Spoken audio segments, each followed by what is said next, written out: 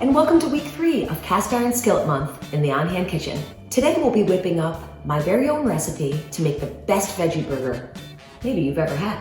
By now, you likely know the benefits of eating a plant-based diet. Now, eating plants isn't just better for you, it's also better for the earth. And this grain and vegetable-packed burger is a great way to begin subbing out some of that meat for some delicious, wholesome, nutrient-dense greens and veggies. Let's get started. And all you need for this culinary deliciousness is a couple of cups of oats, about 1.5 cups of quinoa cooked, a couple of cups of mushrooms of your variety choice, 1 small red onion, diced, 2 eggs or egg replacement, salt, pepper, and about a tablespoon of garlic powder, and the cooking oil of your choice. We'll start by getting our cast iron nice and hot. Then we'll add just a little oil and let that get nice and hot. And you know your cast iron's ready and your oil's hot enough when you add just a few drops of water and get that sound. Then we'll add in our onions and let those cook until they're nice and golden. Now we want to start by cooking the onion because we want to let those have plenty of time to cool before we add them to our mix so they don't cook our eggs. Onions got lots of jobs, but cooking eggs ain't one of them. And once our onions are translucent and even slightly golden, to bring out their delicious oniony flavor, we'll just transfer them to a bowl to allow them to cool a bit before adding them to our burger mix. And don't bother cleaning that cast iron because in just a few minutes, we'll be putting our burgers right into it. Next up, we'll dump 1 or 2 cups of oats, into our food processor, or all over the counter, or both. And we'll run that on high until it makes like a coarse sand. Just 30 seconds or so. Then we'll add our chickpeas,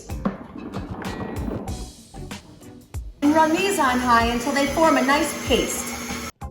Like this.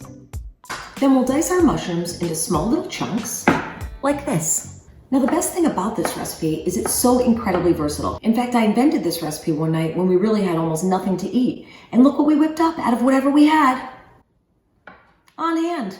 If you don't have quinoa, you can use cooked rice. In fact, sometimes I don't even cook my quinoa. I just soak it the night before and it gives a little crunch to the burger. You can also use millet or even a combination of those greens, whatever you have. If you don't like mushrooms, don't worry about that either. And I won't tell the mushrooms. They just give your burgers a nice texture and you don't really taste them at all. Then we'll just add our mushrooms to a hot skillet and let those cook down a bit. Now, you absolutely can and should cook those onions and mushrooms together. Because I got so excited about filming this episode, I forgot. Because I like to show you vulnerability in the kitchen and how we can fix our mistakes, I'm just gonna go ahead and do them now. But when you make these burgers, you cook your onions and mushrooms together. It'll save you a step. And after the mushrooms have had a chance to brown up and cook down a bit, we'll transfer them to a bowl to cool. Now you don't have to cook your mushrooms ahead of time either, but doing so reduces the moisture content. And we don't want wet veggie burgers. And now we're ready to start making those burgers. We'll start by adding our chickpea and oatmeal mixture to a large mixing bowl. Next, we'll add our quinoa, mushrooms, our onion, garlic powder, a good pinch of pepper, maybe 2, and a good pinch of sea salt, maybe 2.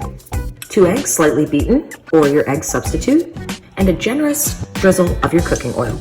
Then we'll mix all of that together. You can pretty much add any seasoning or flavoring you want to this. Some smoked paprika for a smoky flavor. You can also substitute out your chickpeas for any type of bean that you have. So if you want to make this a black bean burger and then add some chili powder, that would be delicious. Some fresh parsley or other herbs would also be delicious. Basil with a slice of mozzarella on top and a thinly sliced tomato, delicious. As always, in the On Hand Kitchen, I encourage you to get as creative and brave as you can. Now this should start coming together to form almost a dough-like consistency. Not too wet and not too dry. And if it is too dry, you can add some water or oil or both. Sometimes I even add a little spinach or bell pepper when I'm cooking those mushrooms and onion to pack in a few extra veggies. And once we have a mixture that loosely resembles cookie dough, we'll use our on hands to start forming them into small patties. Using the proportions that I did, this recipe will make about 14 burgers, and you really can't mess it up. So just mess around with the ingredients until you get about the amount that you want. These burgers also keep really well for about a week in the refrigerator. Sometimes we eat them for breakfast or lunch the next day. They're amazing broken up over a salad, and adding a little sage to them makes them a delicious breakfast sausage. And now we're ready to cook these babies. Let's get them over to our cast iron skillet. We'll start by firing up the cast iron once again and getting it nice and hot.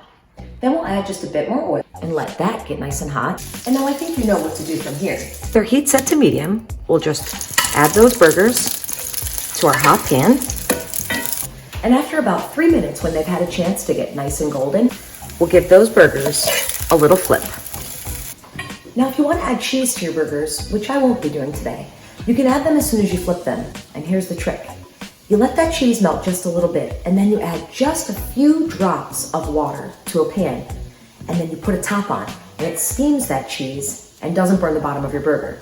And this goes for using meat burgers as well. And when these grainy little veggie burgers are nice and golden and smelling delicious, we'll transfer them to a clean platter and get ready to dress these babies up with some delicious accoutrement, which is not French for hamburger bun. Now, I like to serve our burgers on a little toasted brioche bun with some lettuce and onion, sliced avocado, and a little sriracha. But you can serve your burger with whatever you want or whatever you've got. And I think we know what time it is. It's tasting time.